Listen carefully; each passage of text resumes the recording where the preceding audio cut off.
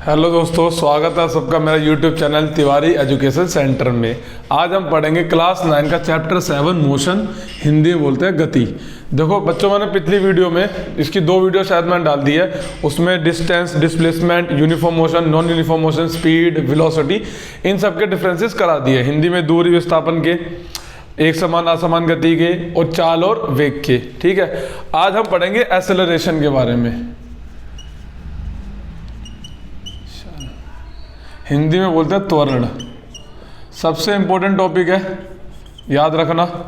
Important इसलिए है क्योंकि इस टर्म का यूज अगले चैप्टर में भी है, लॉज ऑफ मोशन में, और उसके अगले चैप्टर ग्रेविटेशन, गुरुत्वाकर्षण, उसमें भी है। तो जो टॉपिक या किसी भी पॉइंट का अगले चैप्टर में यूज आ रहा है ना, तो समझ जाओ वो टॉपिक क्या है, इंपॉर्टेंट होता है। एक्सेलरेशन होता क्या है? Rate of change of velocity, rate of change of velocity.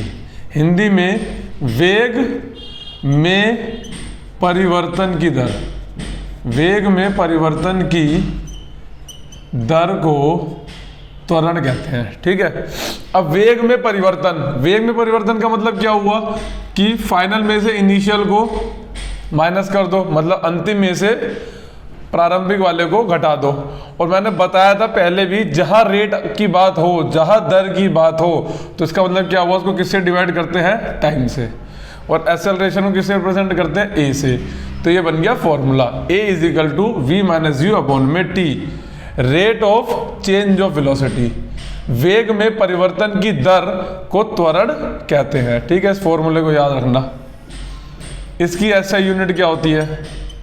SI unit Hindi में बोलते हैं एसआई मात्रक, मीटर पर सेकंड स्क्वायर। ठीक है, एसआई यूनिट इसीलिए इंपॉर्टेंट है कि जब भी हम कोई न्यूमेरिकल सॉल्व करेंगे, उसमें एक्सेलरेशन फाइंड आउट करते हैं, तो हमें एक्सेलरेशन निकाल के ये लास्ट में यूनिट लगानी पड़ती है। ठीक है, बात समझ में आ गई। अब एक्सेलरेशन भी 2 तरह की है। एक होगा पॉजिटिव, हिंदी में धनात्मक, एक होगा नेगेटिव, हिंदी में ऋणात्मक। जो नेगेटिव एक्सेलरेशन होता है ना, उसको बोलते हैं डी एक्सेलरेशन। क्या बोलते हैं इसको? डी एक्सेलरेशन या रिटार्डेशन भी, हाँ, या इसको बोलते हैं रिटार्डेशन। 2 वर्ड यूज होते हैं इसके। हिंदी में बोलते हैं मंदन। ठीक है, और पॉजिटिव एक्सेलरेशन तो पॉजिटिव ही होता है। अब हमें कैसे पता चलेगा कि कौन सा एक्सेलरेशन पॉजिटिव है और कौन सा नेगेटिव है?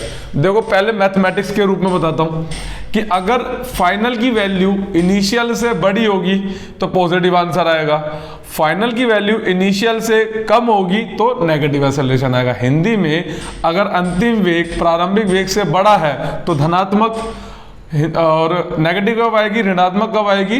जब अंतिम वेग प्रारंभिक वेग से क्या है, छोटा है। तो ये कब होगा? देखो, अंतिम वेग बड़ा कब होगा? फाइनल वेलोसिटी, मान लो मैंने कोई गाड़ी स्टार्ट करी, तो पहले तो वो 0 पे थी। जब मैंने रेस देना स्टार्ट करा तो उसकी स्पीड क्या हो गई? बढ़ गई, है ना?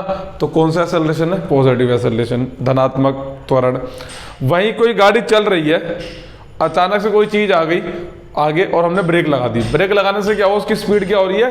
कम। तो पहले स्पीड क्या थी? ज्यादा, बाद में स्पीड क्या हो गई? कम। मतलब प्रारंभिक ज्यादा और v क्या हो गया? कम। तो ये नेगेटिव एक्सेलरेशन हो जाएगा। तो दिमाग में बिठा लो कि अगर स्पीड बढ़ रही है तो पॉजिटिव एक्सेलरेशन, अगर स्पीड घट रही है तो नेगेटिव एक्सेलरेशन। हिंदी में अगर वेग बढ़ रहा है तो धनात्मक, अगर वेग घट रहा है तो वो ऋणात्मक होगा। और वैसे ही याद करना, तो ये याद कर लो, अगर v की वैल्यू बड़ी होगी u से तो पॉजिटिव आएगा, और v की वैल्यू अगर छोटी होगी u से तो वो नेगेटिव आएगा। ठीक है, ये फॉर्मूला बड़ा बेसिक फॉर्मूला है। और ऐसा यूनिट इसका हमेशा ध्यान रखना, क्या होता है? मीटर पर सेकंड स्क्वायर होता है। पॉजिटिव हो गया, नेगेटिव हो गया, डी एक्सेलरेशन, रिटार्डेशन। हाँ, न्यूमेरिकल में क्या होता है? न्यूमेरिकल में वो हमें पूरा न्यूमेरिकल बता देगा इंग्लिश में या हिंदी में कि भाई ऐसे ऐसे गाड़ी चल रही है, उसे ब्रेक अप्लाई हुई इतने एक्सेलरेशन के साथ, और फाइनल वेलोसिटी फाइंड आउट करो। है ना, फाइनल बोल देगा, इनिशियल बोल देगा, या ये बोल देगा कि कितने टाइम बाद वो गाड़ी रुकी है, कैसे भी क्वेश्चन आ सकता है ना। तो उसमें ध्यान रखना, अगर ब्रेक वर्ड आ रहा है, व्हेन वी अप्लाइड ब्रेक, अगर ब्रेक आरोपित हो रही है तो नेगेटिव लगेगा। तो ए की वैल्यू कुछ भी दे रखी हो उसको माइनस में ही न्यूमेरिकल में रख के सॉल्व करना, इस चीज का ध्यान रखना। वरना हम गलती क्या कर देते हैं कि ए की वैल्यू मान लो 6 दे रखी है तो 6 की 6 ही लिख देंगे, लेकिन ब्रेक जब लग रही है तो वो नेगेटिव एक्सेलरेशन है, तो वहां पर ए की वैल्यू क्या होगी, माइनस में होगी। तो याद रखना, नेगेटिव एक्सेलरेशन में ए की वैल्यू नेगेटिव होती है, ध्यान रखना। और इधर ए की वैल्यू किस में होती है, पॉजिटिव। तो ये छोटी मोटी सीली मिस्टेक्स होती है तो पूरे न्यूमेरिकल को खराब कर देती है, गलत कर देती है, और जो 3 नंबर का क्वेश्चन होता है बिल्कुल 0 हो जाता है। तो इन चीज़ों को, छोटी छोटी चीज़ों को ध्यान रखना, ठीक है। वैसे एक्सेलरेशन कोई मुश्किल चीज़ नहीं है ये इसके बारे में डिटेल में मैंने आपको बता ही दिया है, इसमें कुछ छोटा तो है नहीं। और इसके बेसिस पर न्यूमेरिकल्स हैं, न्यूमेरिकल जरूर सॉल्व करना।